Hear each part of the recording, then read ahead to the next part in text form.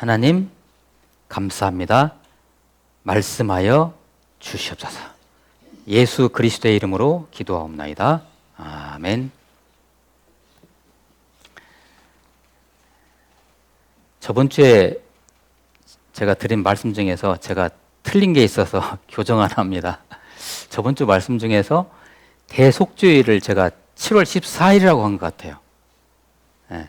근데 7월 10일이에요. 그들의 종교력으로, 우리 달리기 아니고요. 그들의 종교력으로 7월 10일을 대속주의라고 해요. 7월 14일이 아니고 교정합니다. 네. 자, 하나님의 말씀 묵상. 하나님의 말씀 묵상은 이것은 궁극적으로 우리가 왜 말씀을 묵상하는 것이죠? 하나님을 묵상하는 것이기에, 그죠? 하나님을 만나는 것이잖아요. 그래서 이 말씀 묵상을 우리는 포괄적으로 하나님 말씀 묵상에서 출발하지만 이것이 결국 하나님의 역사하심에 대한, 하나님의 존재에 대한 묵상, 이걸로 우리가 개념을 포괄적으로 생각해서 오늘 한번 나눠보고자 합니다. 여러분들은 요사이 삶에서 어디에 무엇에 시간을 많이 할애하시나요? 제일 많이 사용하는 게 뭐예요? 여기서 말씀 묵상입니다라고 하면 치우겠죠? 자, 흔히 하는 얘기로 시간의 11조를 하나님께 드립니까? 시간의 11조, 그러니까 24료가 24시간이니까 2시간 40분, 그죠? 아니, 2시간 반인가요? 2시간 반 정도를 하나님께 그 시간을 드립니까? 잘 안 되시면 최소한 1시간이라도 하루에요. 큐티인 가지고 한번 해보시면 좋을 것 같아요. 이 말씀 생활이 하나님과 만나는 성스러운 시간이라고 한다면 그 시간에, 그리고 그 시간을 하는 어떤 장소에서 말씀을 통해 하나님을 만나시죠. 어떤 마음 자세로 만나시는지요? 다시 이제 질문을 좀 바꿔서요. 여러분들은 하나님 앞에서 얼마나 스마트한 그리스도인입니까? 하나님이 생각하실 때 주일에 선포된 하나님 말씀이 여러분 일주일 내내 여러분의 이 영적 뇌리에서 이렇게 메아리치고 있습니까? 근데 유감스럽게도요, 우리 한국 교회 성도님들은 한 70% 정도가, 성도님들 중에 70% 정도가 말씀을 듣고 예배 끝나고 나갈 때 다 잊어버린대요.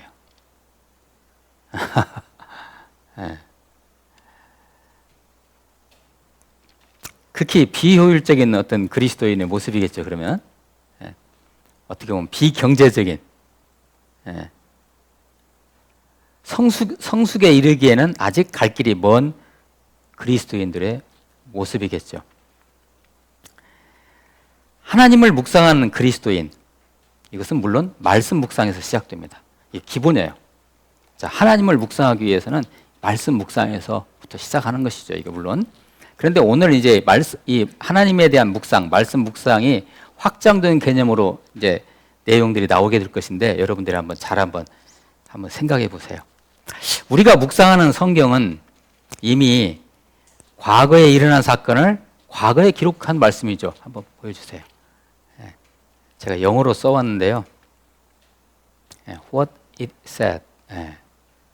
과거에 말씀하신 거예요, 그냥. 그런데 그 말씀은 지금 이 순간, 내가 그 말씀을 묵상할 때, 읽을 때, 지금 이 순간 나에게 하나님께서 생생하게 말씀하고 계시는 것입니다. 자, 과거에 만들어진 말씀이고 과거에 이미 되어진 그런 사건에 대한 말씀이지만, 내가 그 말씀을 접할 때, 말씀을 묵상할 때 what it is saying, 현재 진행형으로 되어 있죠. 영어로는 현재 진행형밖에 없기 때문에 제가 저렇게 써왔는데요. 실은 이게 영원한 현재 진행형입니다. 우리가 말씀을 접할 때 이 안에 있는 이 시간은 영원한 현재 진행형이에요, 그냥. 자, 느낌이 오십니까? 그래서 그 말씀이 내 안에서 내면화되는 거예요, 내면화. 그 말씀이 내 안에서 내면화되고 개별화되어야 돼요. 내 것이 되는 것이죠.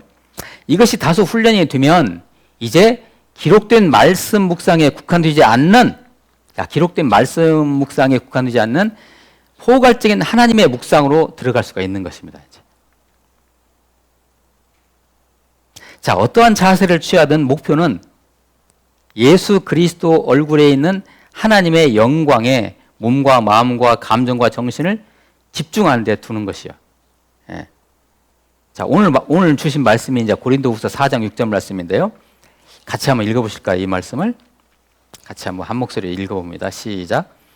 어두운데 빛이 빛이라 말씀하셨던 그 하나님께서 예수 그리스도의 얼굴에 있는 하나님의 영광을 아는 빛을 우리 마음에 비추셨느니라.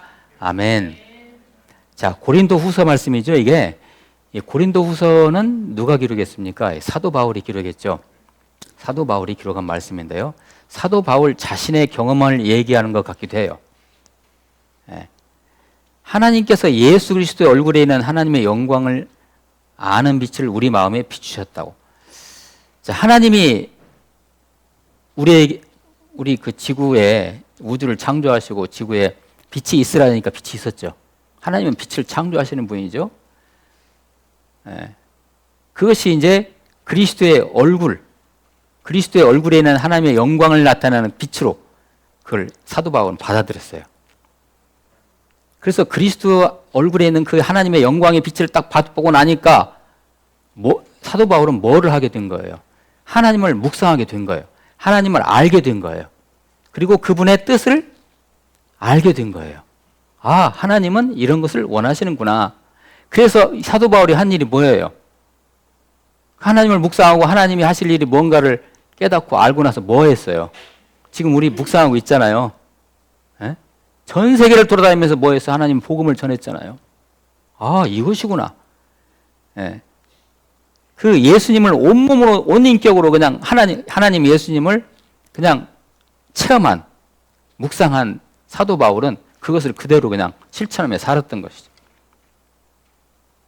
자, 이제 우리 한번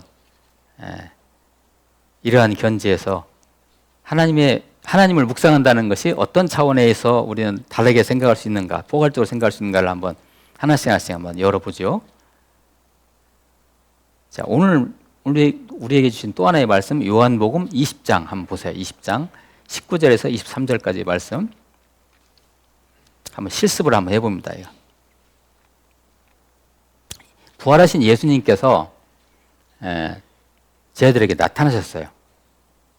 나타나셔가지고 문이 꽉꽉 닫혀져 있었어요. 왜냐면 제자들이 예수님은 이제 돌아가셨고 얼마나 무서웠겠어요.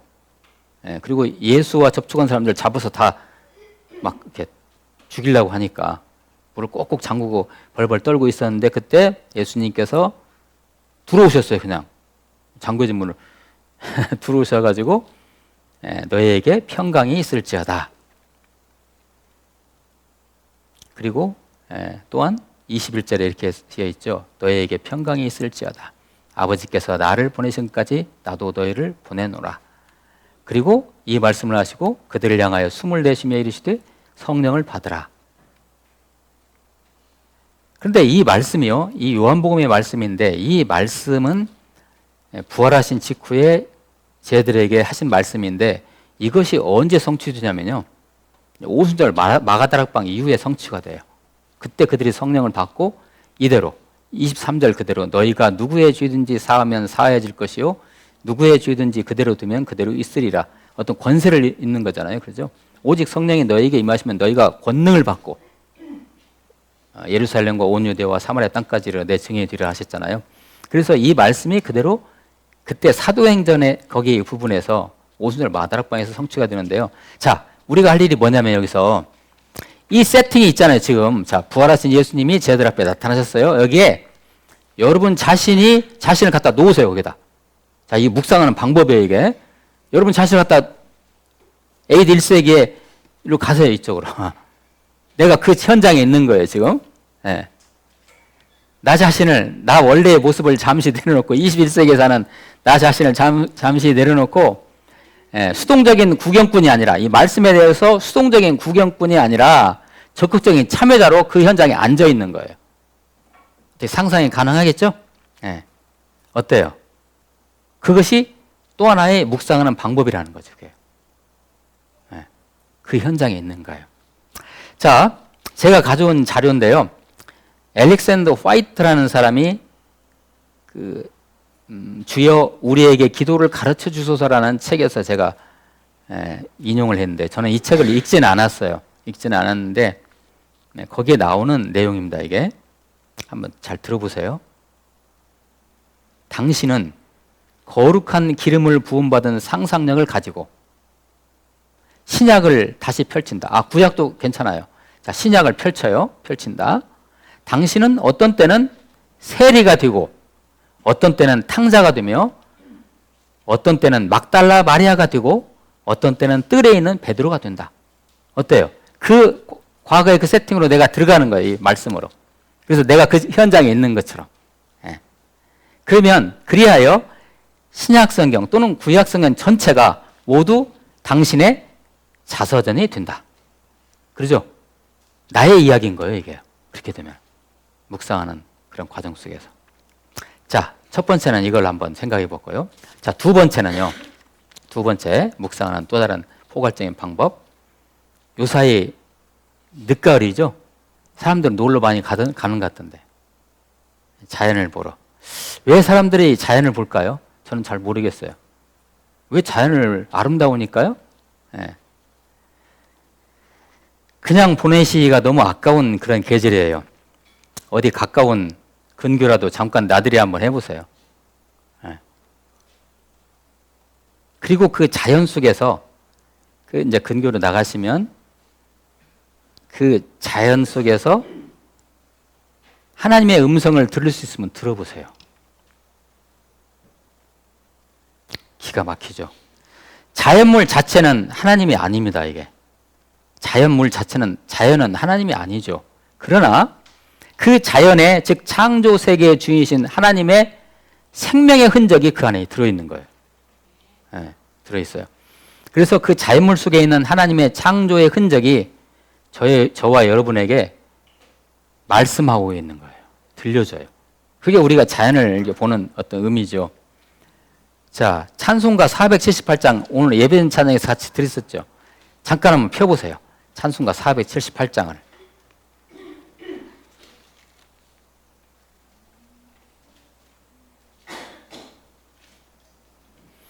3절 가사를 제가 여기서 부르기는 좀 그러고요. 3절 가사를 한번 보세요. 참 아름다워라 주님의 세계는 저 산에 부는 바람과 잔잔한 시냇물 그 소리 가운데 뭐 들려요? 주 음성 들리니 주 하나님의 큰 뜻을 나 알듯 하도다. 네. 자연을 통해서 하나님을 묵상하는 거예요. 네. 우리 그리스도인들은 자연에 가시더라도 이렇게 자연을 즐기셔야 돼요. 하나님이 뭐라고 말씀하시는지 그 자연을 통해서.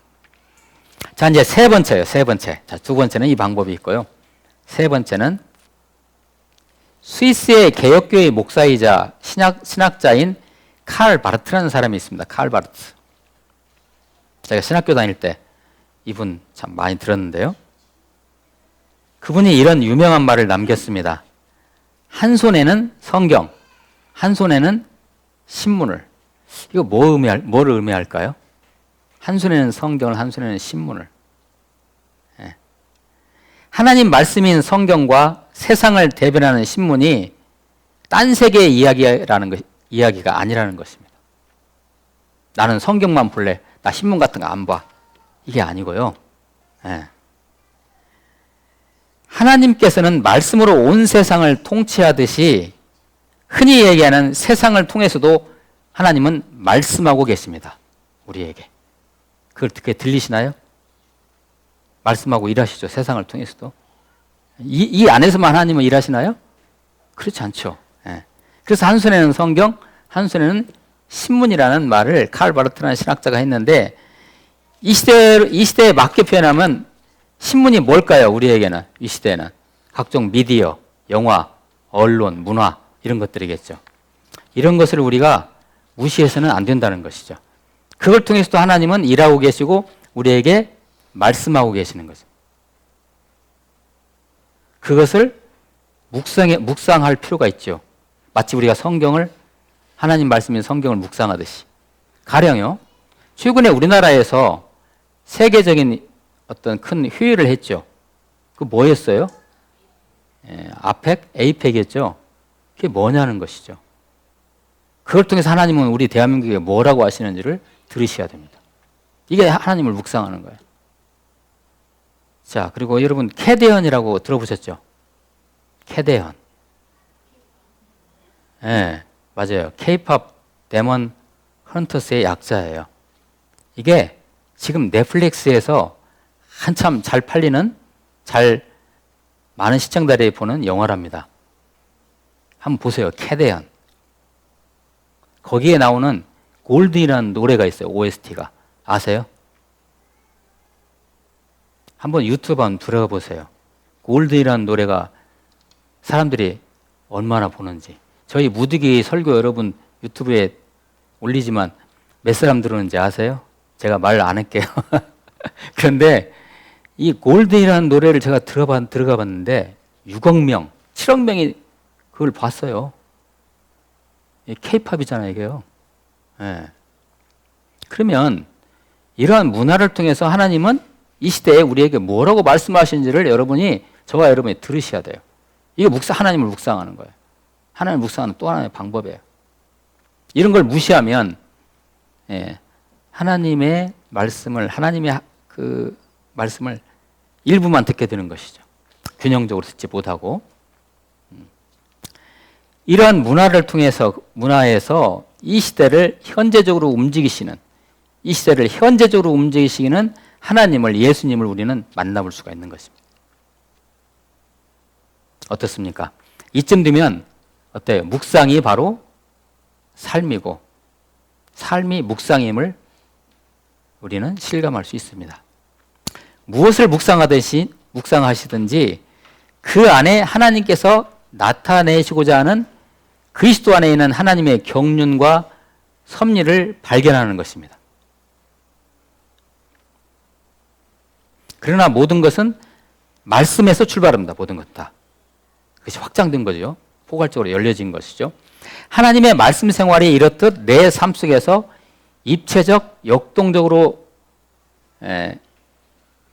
돌아간다면 여러분이 그러한 묵상을 통해서 만나시는 하나님은 그만큼 입체적, 역동적일 것입니다. 이 영적으로 실은 열어지셔야 돼요. 여러분 그 캐대현에서 어떻게 하나님의 일하심을 발견할 수 있을까요? 이건 나중에 시간 되면 제가 다시 한번 우리 나누기로 해요. 그냥 열어지는 게 아니에요. 도대체 이게 뭘까? 그것은 영적으로 열어져야만이 그것을 우리가 발견하게 되는 것이죠. 이런 다양한 포괄적인 하나님에 대한 묵상을 통해서 우리는 신앙생활의 또 다른 묘미와 효능감을 느낄 수가 있어요.